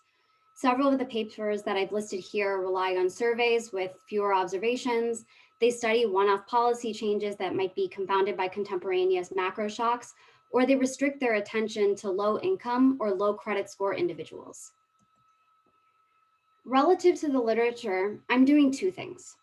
First, instead of focusing on labor outcomes at a single point in time, in this paper, I'm going to study how financial aid affects both initial occupational choices and long-term career trajectories. And second, to overcome the empirical challenges that I've mentioned before in the previous slide, I've assembled a database which consists of employment outcomes from a very large professional networking database. The database follows individuals every year across many years along their entire history. Additionally, I'm merging this data with university records and commencement programs. As a source of empirical variation in financial aid, I'm going to use the staggered implementation of an institutional aid program called Universal No Loan Policies. These policies were implemented across 21 universities between 1998 and 2018. And these policies had a pretty substantial effect on reducing loan take-up at these universities that implemented them. The findings in this paper suggest that the dispersion of estimates in the previous literature is not due solely to empirical challenges. Instead, the results in this paper highlight the importance of studying life cycle dynamics and earnings. Specifically, my results suggest that higher student debt can simultaneously lead to both higher and lower earnings at different points in the student's career. Students with less debt are more likely to choose career paths that have lower initial wages after college, but end up having higher earnings growth in the long run. For example, students with less student debt are more likely to start a business and become entrepreneurs after college. Now, this is an occupational choice which is often associated with being high risk, but also potentially has higher reward. Now, to preview these results, I find that no loan policies reduce student debt take-up by more than a third across undergraduate institutions that implemented them. Now, this is a really large and meaningful variation compared to other studies in the past. The policy also affects the types of occupations that students choose. So on panel B, I have here the probability of choosing different occupations within 5 years of graduating. And what I find is students are more likely to become entrepreneurs, working artists, freelance writers, and freelance authors. This is a stark contrast to the estimates on becoming a nurse or a teacher or a physician assistant. Now, my initial conjecture is that these choices depend on the expected earning, the growth in earnings, and the security of these types of occupations. Now, for the rest of the time, I'll talk a little bit about the theoretical framework I have in mind, a little bit more about the data, the empirical design, and then the results. So let me start with the theoretical foundation. Now here, let's think about the simplest possible two-period model. The first period represents the first 5 years after graduating from college, and the second period is the following 10 to 15 years. The student has a given amount student debt repayment D. In the first period, the student chooses how much to save and what types of jobs to choose. There are two choices: a low growth job with a high initial wage and a high growth job where the effective wage in the first 5 years is low. If she chooses the high growth job, she's going to pay an investment cost theta. And what I have in mind for a low growth job is something like an office job. And a higher growth job would be something like becoming an entrepreneur. In the second period, she receives a job dependent wage, either a low growth wage W0 or a high growth wage W1. The solution in the model is a threshold condition, where the student chooses to invest to get the high growth job if and only if the cost of investment is less than the relative wages multiplied by the initial resources. Now, from this solution, we see that higher student debt leads to a more restrictive condition for investment choice. In other words, the derivative of J with respect to D is negative. Intuitively, this means that higher student debt increases the probability of choosing a job with a flat earnings path, i.e. jobs with high initial earnings and low earnings growth. So now let me talk a little bit about the data. For the employment data, I've hand collected data from a large professional networking database. And this data includes data on education, types of jobs, occupations, where they work, when they work, skills that they've attained, and a text description of the job tasks. Additionally, there's also a history of degrees and certificates that have been attained. An important consideration is that this data is self-reported. So in an effort to gauge the representativeness of the sample, I've also collected commencement programs and yearbooks from each of the universities in my sample. These programs and yearbooks contain full names, degrees earned, dates, fields of studies, honors earned, and hometowns.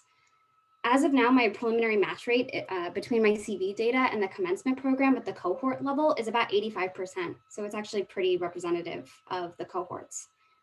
It's also important to notice that while many of the universities that have implemented these policies were selective private universities, like you would expect, like Princeton and Northwestern, the sample also includes public universities and smaller liberal arts schools like College of the Ozarks. So now I'll turn to the empirical design. So there's a lot of variation in the type of institutional financial aid that's given. Generally, they vary in two dimensions. First, in the type of policy, and second, in the way that that policy is rolled out. In regards to the type of policies, there are loan caps, changes to parental contributions, Pell Grant matches, and work study programs. But for today, I'm just going to focus on these no loan policies. So between 1998 and 2018, at least 85 schools adopted a financial aid policy in general. Of those, 55 schools adopted a no loan policy. And a no loan policy can be implemented in two ways. It's either targeted to a specific income group or it's applied to all students universally. Of 55 schools, 21 implemented them for all students universally. So importantly for this specification, some of the schools actually reversed this policy. And so this is going to create additional empirical variation. So how a UNLP and financial aid work. So when students apply to college, they fill out a FAFSA application, which helps the university determine how much aid the student needs. On that FAFSA form, the parents and the students will fill out a form detailing the family assets and liabilities. The schools use this information to calculate what they call an effective family contribution, which was a formula that had been established by law. The difference between the cost of attendance and the family contribution is the shortfall. So prior to the no loan policy, the financial aid letter would consist of a combination of loans and grants. After the policy, the financial aid letter only included grants. So in the theoretical framework, I'm assuming here that jobs vary across three parameters: expected earnings, variance of earnings, and earnings growth. So one example could be an economics major who's deciding between starting her own company or taking a job in a bank. So net earnings are effectively negative in the first part of her career if she chooses to become an entrepreneur. However, her potential earnings growth can be very, very high. So to study whether the introduction of the no loan policy affects these types of trade-offs, I'm going to implement two empirical tests. First, I'm going to do an event study that regresses the probability of a job outcome on year dummies relative to the policy implementation date with school and cohort fixed effects. The second test will be a difference in difference, where I estimate the difference between pre and post period. So one important empirical consideration here is whether the implementation of the no loan policy affected the composition of students that enter college. So maybe students from different backgrounds are more likely to apply to universities that advertise more financial aid. And this type of selection bias could potentially drive the results. So I do two things to address this potential bias. First, I test whether the students who attend these colleges change on observable measures following the policy. And surprisingly, I don't see any change on these observable characteristics. And the second thing is I run the analysis only looking at students who were already enrolled at the time the policy was implemented. And the results stay the same in the sample as well. So here I have SAT scores where we can see there's really no discontinuous change in SAT scores. And in terms of race, there's really no discontinuous change in race. So to get to the results. So here I've plotted the regression coefficients studying the effect of the implementation of the UNLP on the fraction of undergraduates with a loan. So we can see a really sharp discontinuous decrease right around the policy implementation of 10 percentage points from roughly 30 to 20%. So the fraction of undergraduate students taking loans drops by more than a third. Preliminary evidence also shows that the reduction in student loans seems to be driven by students whose household income is less than $75,000. So these are middle-class students that weren't poor enough to, say, qualify for a Pell Grant, but weren't wealthy enough to avoid having to take out a loan. So next I'm asking, what is the effect of the NLP on different types of jobs within 5 years of graduating from college? So this figure plots the regression coefficients from a diff and diff with school and cohort fixed effects. And I've run this regression for many different job choices, but I'm putting up some relevant ones here where they're sorted in terms of coefficient value. So the coefficient for teachers say that students are 1 percentage point less likely to become teachers. For reference, the unconditional probability of becoming a teacher is less than 2%. Now, how do these jobs differ? The jobs where I see declines are jobs that you would think are more protected with flatter compensation paths. For example, most of the teachers in the sample are public school teachers that are most likely unionized. On the other hand, the jobs where I see an increase are freelance artists, doctors, entrepreneurs, attorneys, and freelance writers and authors. Artists, authors, and business entrepreneurs we would associate with being higher risk and lower job security, whereas doctors and lawyers have a steep income path with effectively negative earnings early in their career. And this table just reports the regression coefficients above within a table format. So for entrepreneurship, we can see that following the policy, there's a 1 percentage point increase post NLP, where the unconditional probability is about 4%. So it's actually quite large. Here, I can zoom in on individual job categories to study the time series dynamics. So on the left-hand side, on panel A, I'm looking at the impact of the NLP on becoming what I call a creative self-employed type within 5 years of graduating. So I define a creative type as being a working artist, a freelance writer, and freelance author and musician. This is suggestive evidence that after UNLP, students are more likely to take creative self-employment jobs. On the right-hand side, I'm plotting here the probability of becoming a lower education teacher. And this includes only those that work as teachers in elementary and high schools. And this shows that after the implementation of the UNLP, students are less likely to become teachers within 5 years of graduation. Okay, let me conclude. So in this project, I'm asking, how does student debt affect both initial job choices and long-term career trajectories? My empirical design is to use the staggered implementation of loan reduction policies using university records that have been merged with online resume data. And I find that student debt can affect job outcomes non-monotonically over a lifetime. Students with less student debt are more likely to choose these careers with lower initial wages and higher compensation slopes and things that we would associate with lower job security. Okay, thank you very much for your time. I have my email address here, so feel free to shoot me an email if you have any comments or questions, or in general, if you just want to chat. Great, thank you very much. The discussant is Konstantin Yanelis from the University of Chicago. If you share your slide, Manaka, then he can share his.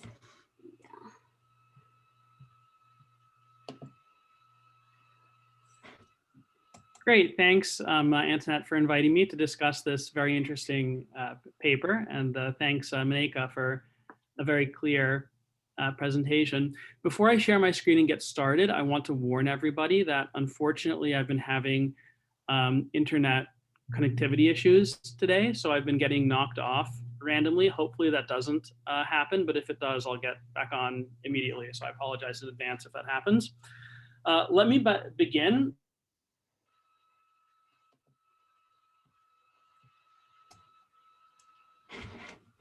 We planned that.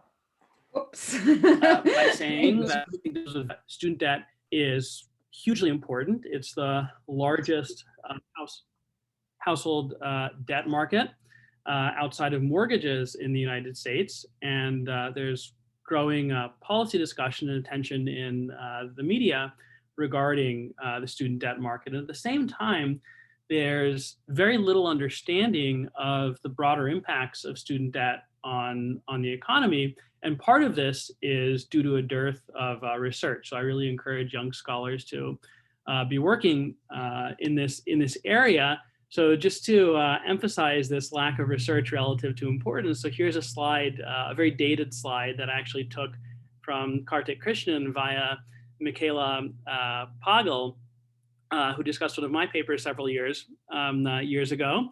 But this is showing the total volume of the student loan market relative to IPOs and the number of papers that we find in both all papers and in finance on SSRN. So there's really an under provision of papers relative to the size of the market. So I encourage people to work in this area. So there's really a lot to like about this paper. There's a clever use of data and a compelling identification strategy. And as I understand, this is going to be Maneka's job market paper next year. She's not on the market next year. So given that this is still very preliminary work, I'm mainly going to focus on suggestions for extensions today, for other things to do in the paper.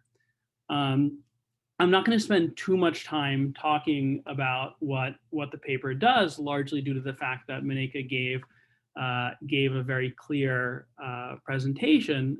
This paper uses universal no loans policies and data from LinkedIn to study the effects of student debt on entrepreneurship and career choice.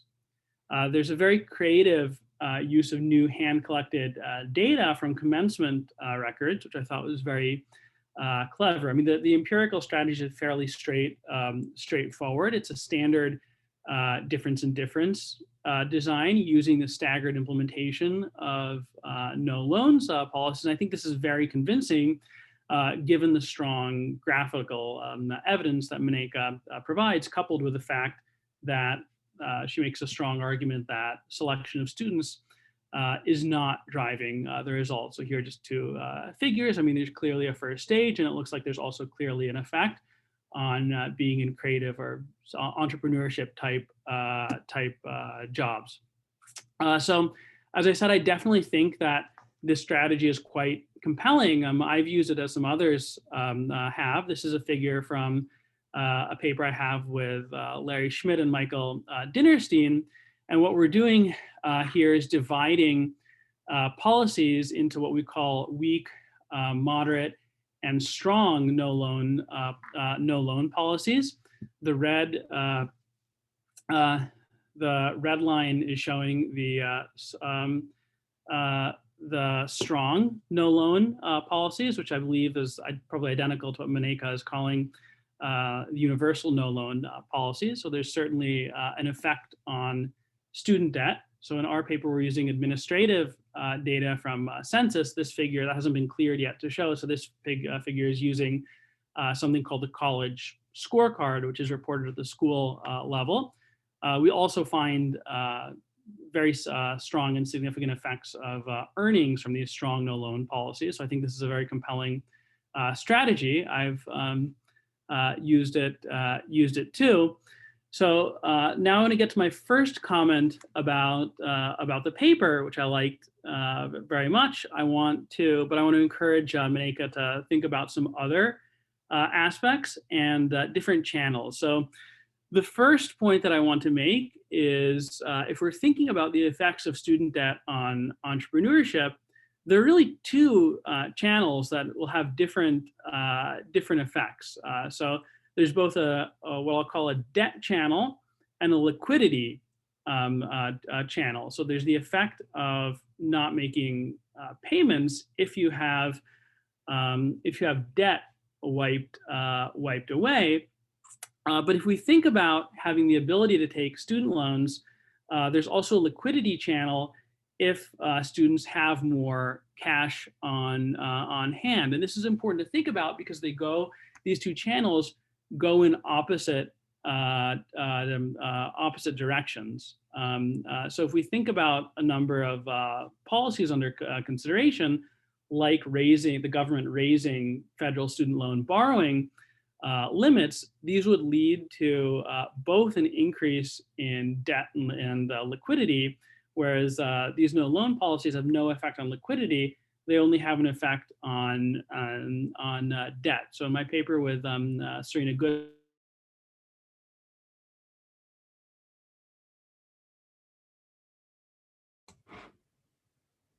Konstantin, you are we actually find range. So in one.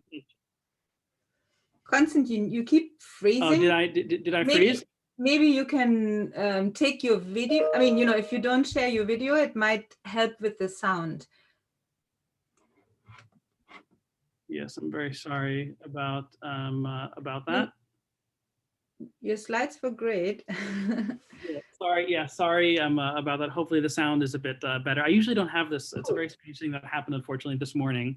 Don't worry. It hasn't happened before, so very sorry about that. But one thing that Meneka potentially could do is use the 2007 limit increase along with the no loans policies to try to separate out the effects of debt and liquidity, which I think would be very interesting. Interesting. So there's a lot of variation in limits over time.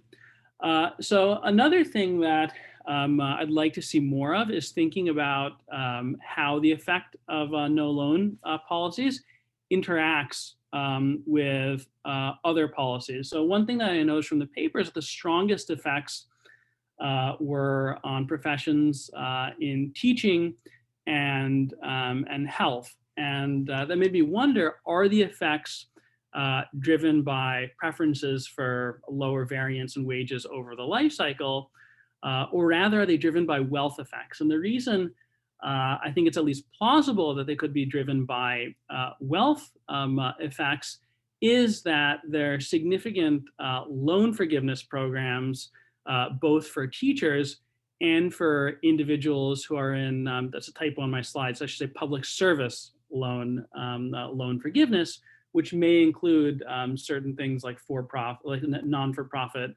hospitals. So I would encourage Manika to dig deeper in that. At least the public sector loan forgiveness is a relatively new policy. So perhaps there's temporal variation that could be used to explore that. Teacher loan forgiveness has been around for some time. Also, one could look at other professions that have a very low variance, but are not eligible for these programs.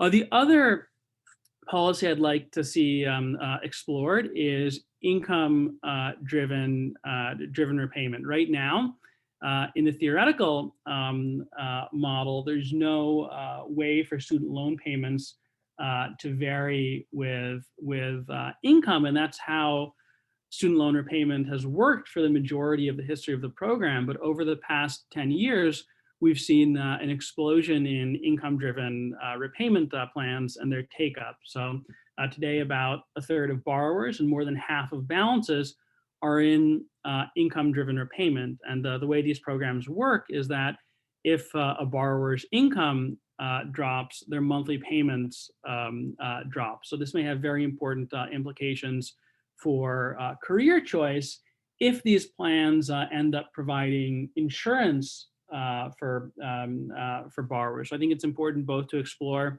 how income-driven repayment interacts with no loan policies, but also as a potential policy solution, because if there are problems arising from career, if there are market failures from career choice and student debt, a potential way to solve them might be income-driven repayment. Of course, that may introduce other distortions, but I encourage Manika to think more about this. So as I said, I think this is a very interesting paper on a very important topic. I think it's still, it's Manika's not on the market this year, she's on the market next year, and I think there's still some room to extend the analysis and explore other things, but I think it's already a very good paper, and I think people should definitely be on the lookout for Manika in 2022. So thanks very much, and I'll turn the screen back to her for questions. Thank you, Konstantin, for persevering despite the difficulties. I will see if there are any additional questions. There was, one question in the chat. I think you answered it, but how you measure, who is an entrepreneur. The other kind of measurement question I had, was in addition, actually, to the, kind of type of loan repayment programs people choose. We know that, or, in particular recently, lots of people have pointed out that actually a lot of debt is taken on by parents on behalf of their children. And I wonder, number one, right, can you measure it? And also, does the fact, that you get these different policies at the school level actually encourage a shifting of balances between what's on the parental balance sheet and what's on the kids' balance sheet, so to speak? And can you measure that? Yeah, that's a really good question. I'm actually waiting on a data set that would combine both my students with their families.